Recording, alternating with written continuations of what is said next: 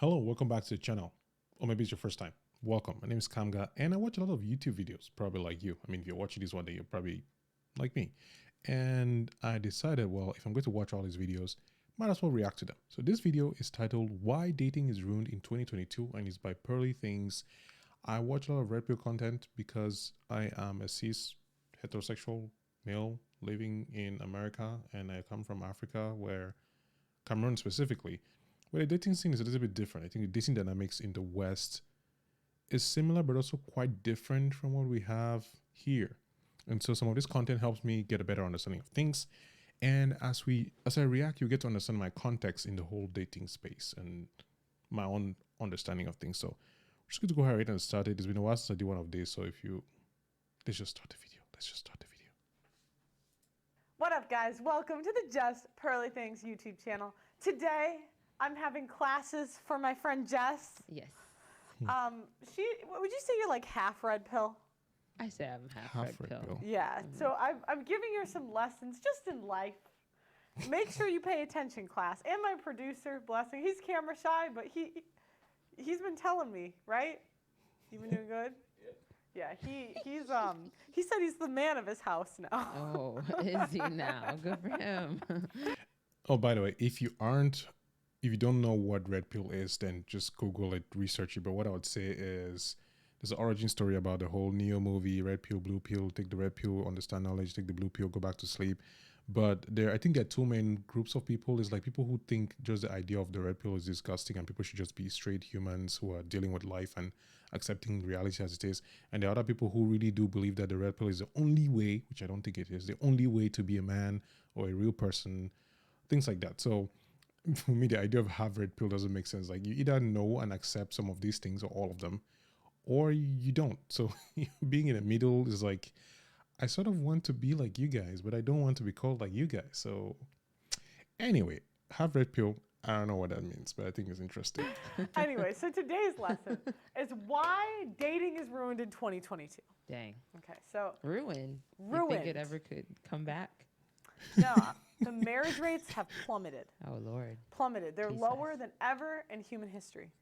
Human history. Well, that's a bold statement. Maybe, in the past, like, 500 years. Anyway, Human history. Yeah, I'd imagine, like, in the Stone Age, it was probably lower. I don't know. But, like, I mean, the whole idea of marriage, like, it's quite interesting for me. And yes, I'm going to be interrupting a lot because copyright, and I don't want to exactly just watch a video and do nothing about it because that doesn't make any sense. That was the point of reaction or commentary if you don't say something about it. But essentially, where I was born and raised, the way relationships are built, marriages and all this is very different from the way it is in America. So I used to find this entertaining when I moved or when I got my divorce a couple of years ago. But now it's like, this is not just entertaining. It's like stone cold reality of this is the way things are. These are the numbers, these are the statistics.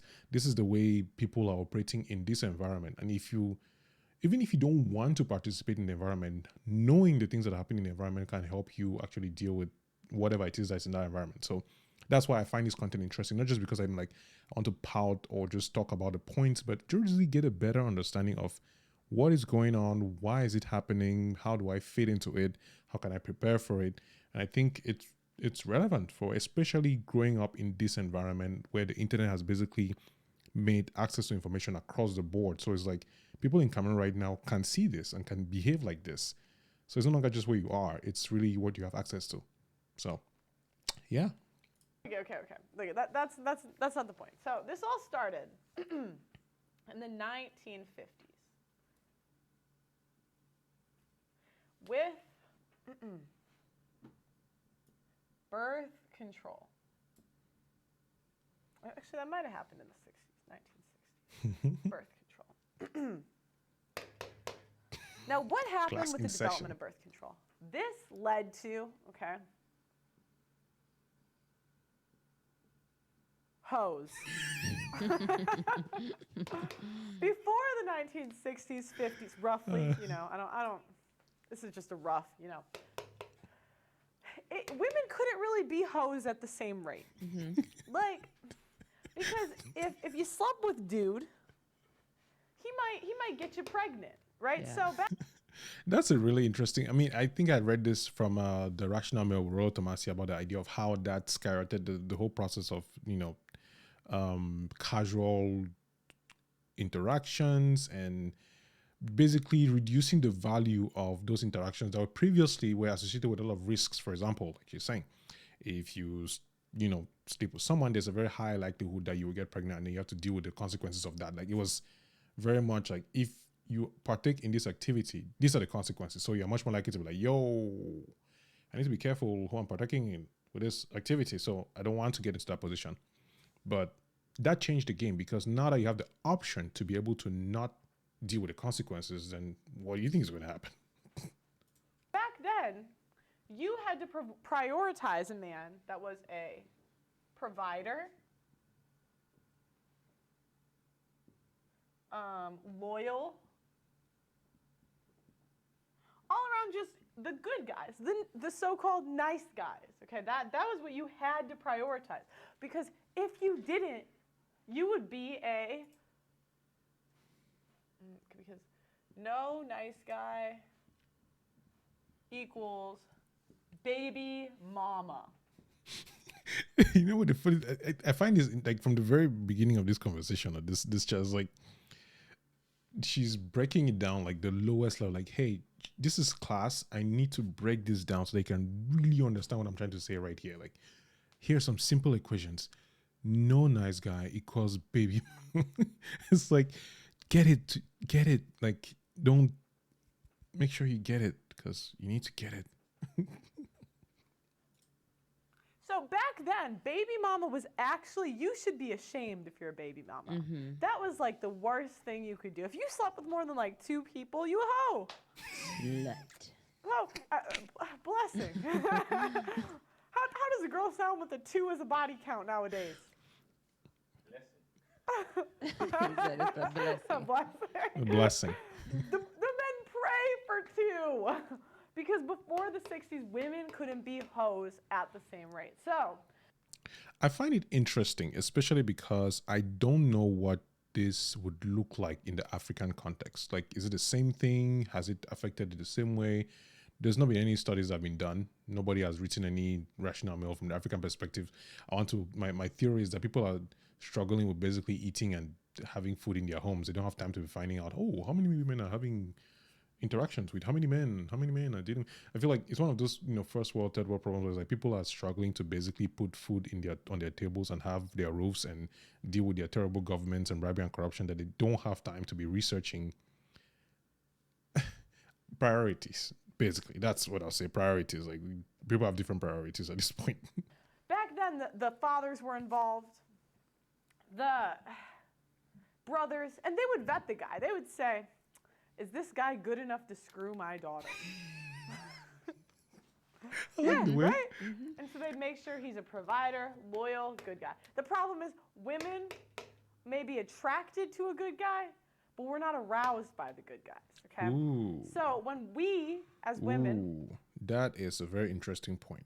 And that's a very interesting point, which is something that anybody who has tried, maybe, for example, if you're a young man who has tried to get a girlfriend or try to date and you're being turned down, that, oh, you're too nice, you're such a good guy, I can't, I don't feel any chemicals, I don't feel any excitement.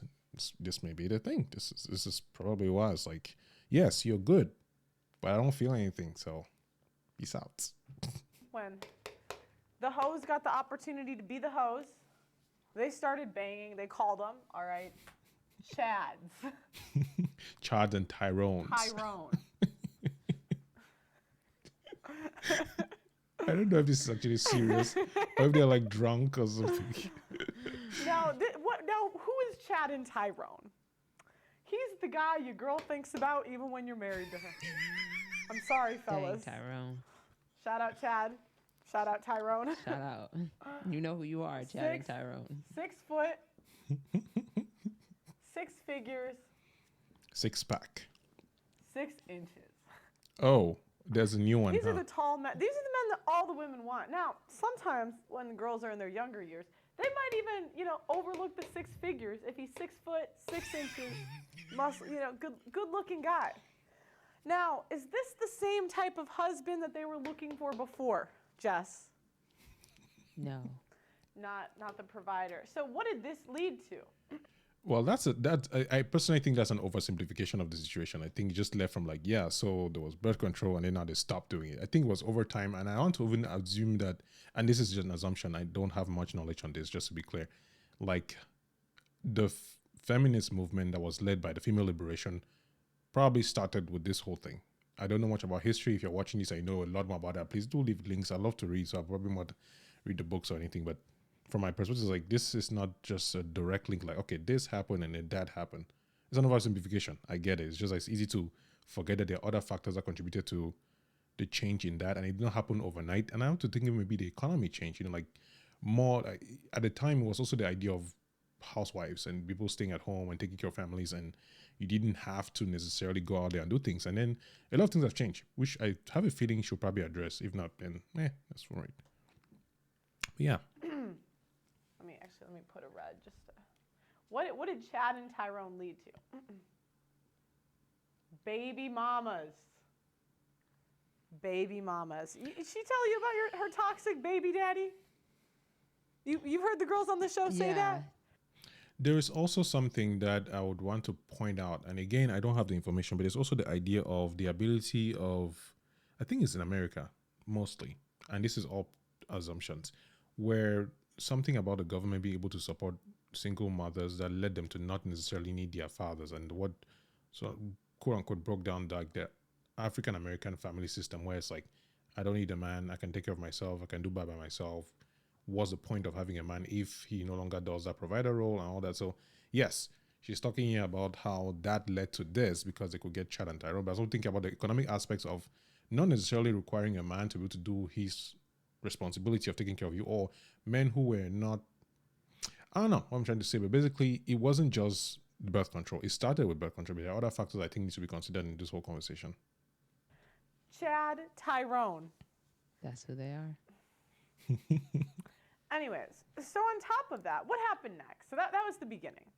Basically, birth control gave women the ability to sleep around. Okay, that's phase one of, dating going to shit.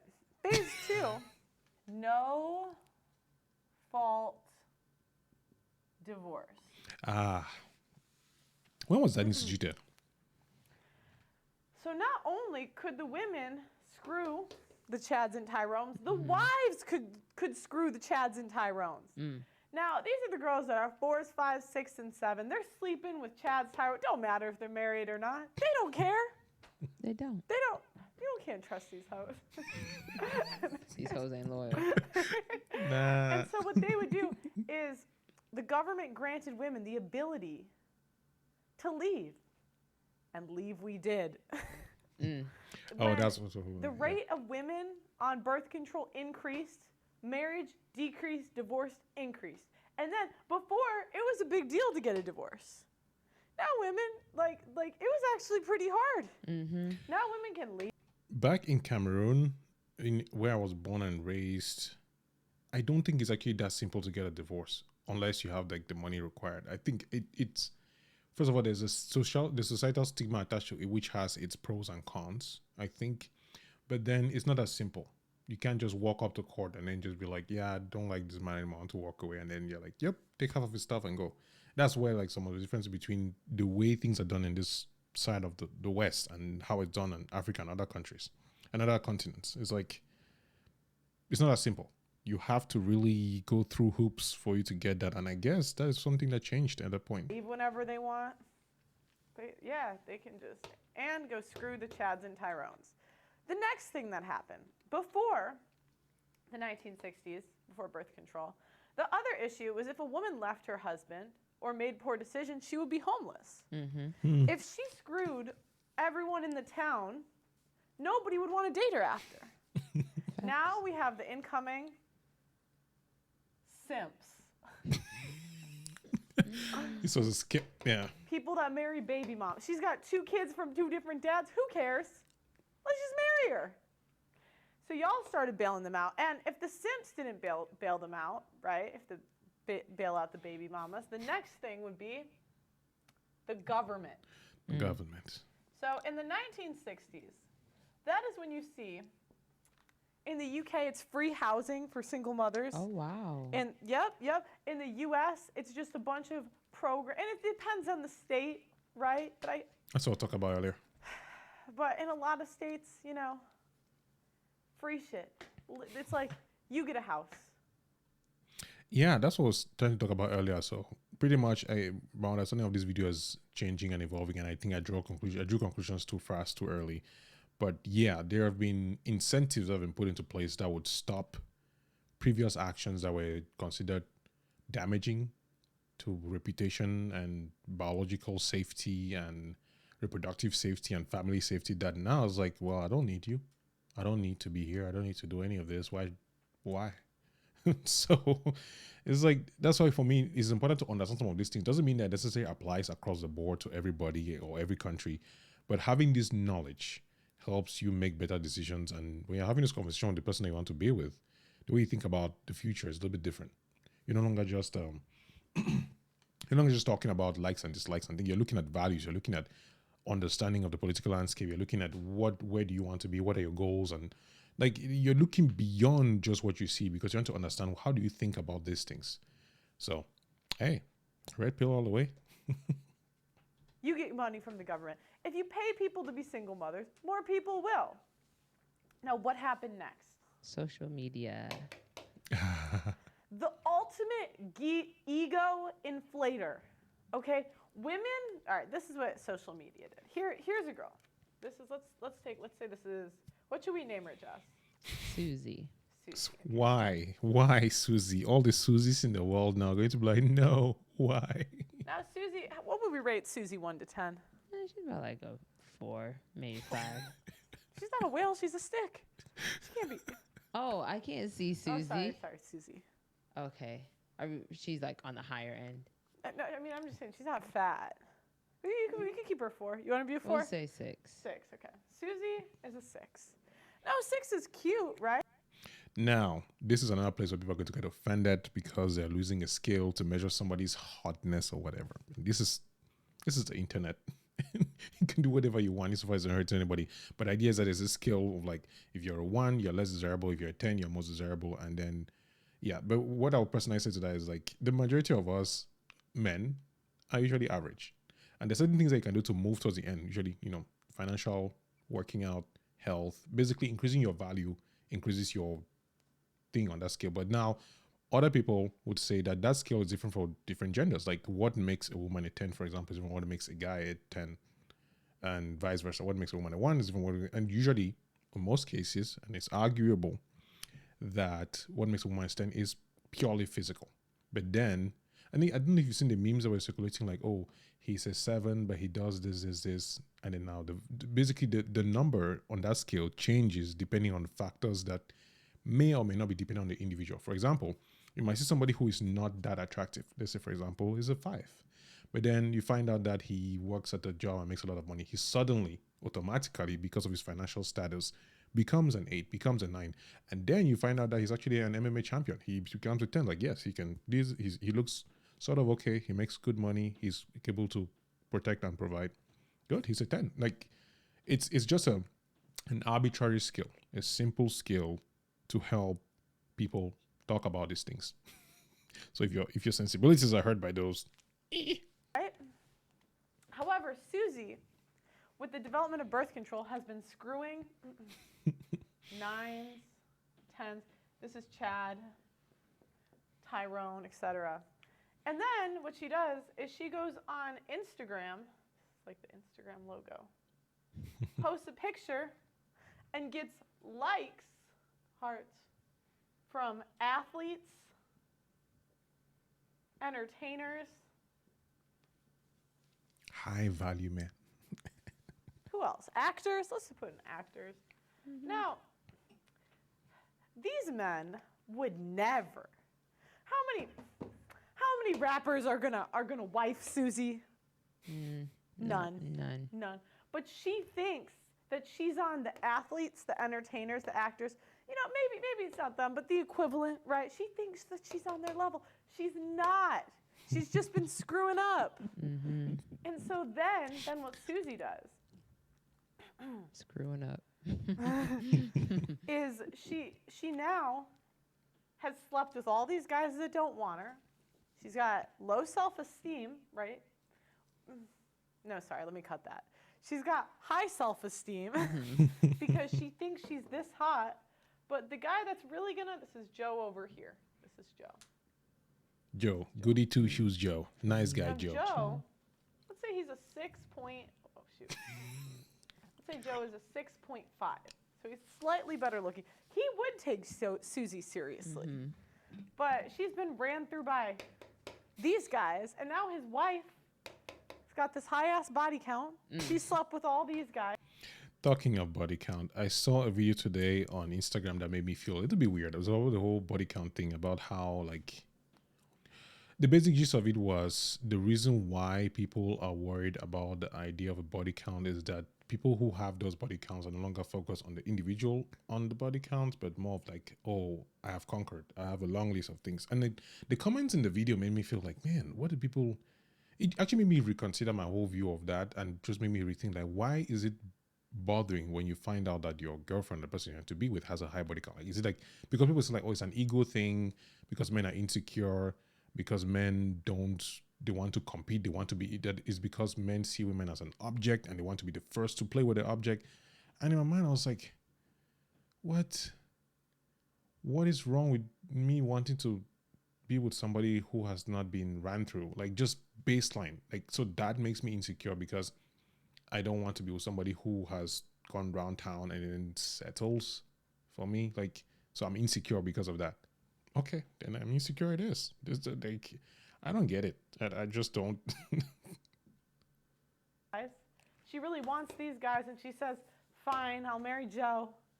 Time's running out. She hit the wall. And it basically inflated. And now Susie's just a metaphor for average women that think they're deserving of athletes, entertainers, when really... They were deserving of Joe, but Joe's like, this is my wife. She's been ran through by all the entertainers, the athletes, whoever. She looks that's genuinely... why dating's ruined, because what happens is then Joe and Susie... She looks genuinely sad for Joe. Like, he's like, man, Joe really wanted Susie. He really wanted Susie, man. Susie, what did you do? Man, really? Married, and she's like, I'm not really happy in this, so she's cheating with these guys. All right, she's like, holla at me, and then eventually she leaves, breaks up the marriage, because women leave 70 to 80% of the time. Initiated by women. Yes. 90% if you're college educated. So me and you got a college degree, 90% chance we leave if we get divorced. I promise, baby, yeah. I ain't gonna promise, leave. we'll be good. I promise, baby, I ain't gonna leave. And that's why dating is ruined in 2022, because I'm going to just do a recap. Because first, birth control allowed hoes to be hoes. Then the provider, then the hoes don't pick the providers, they pick the chads. Then no-fault divorce allowed the hoes to leave.